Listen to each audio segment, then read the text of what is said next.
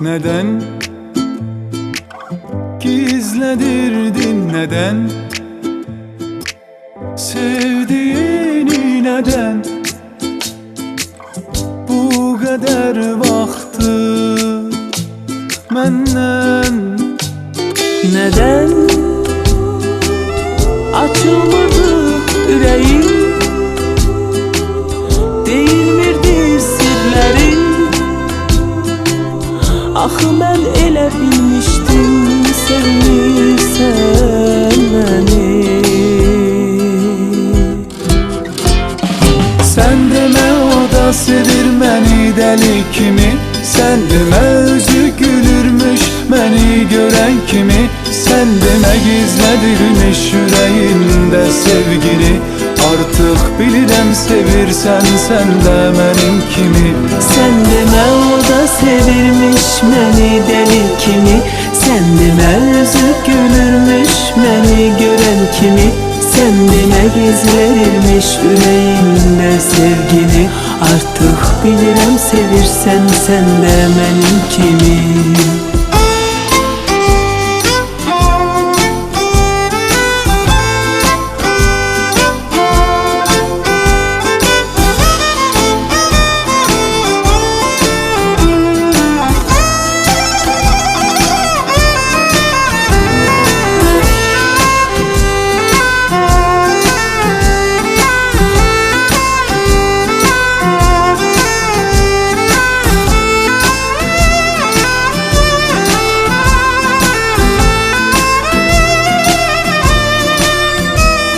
Neden gizledirdin, neden